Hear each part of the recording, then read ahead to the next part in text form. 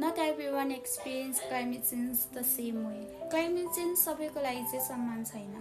सरल हो, नमस्कार, म उमा छन्त्याल र म आफै पनि अपाङ्गता भएको व्यक्ति हुँ र यो भोइस बियोन्ड ब्यारिजको विषयमा आफ्नो विचार राख्दैछु। एक दिन भारी वर्षा भयो, बिस्तारै पानी पनि बढ्दै गयो र सबै मानिसहरू भाग्दै सुरक्षित ठाउँतिर लागे।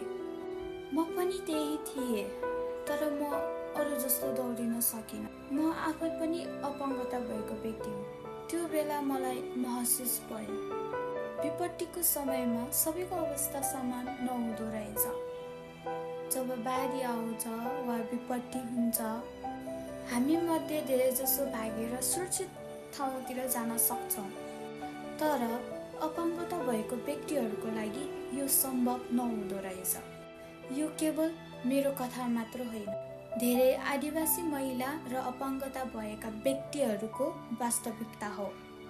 आदिवासी महिलाहरूका लागि यो केवल प्राकृतिक समस्या होइन, यो जीवन, संस्कृति र अस्तित्वको प्रश्न हो। यो कसैले सजिलै बाटो पार गरिरहेका थिए, तर म भने सहयोगको पर्खाइमा थिएँ।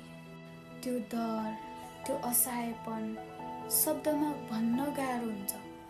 क्लाइमेट चेन्जले सबैलाई असर गर्छ, तर सबैलाई असर बराबर गर्दैन। त्यसैले हामीलाई इन्क्लुसिभ क्लाइमेट एक्सनको आवश्यक छ, जहाँ सबैको आवाज सुनिन्छ र कसैलाई पनि पछाडि छोडिँदैन।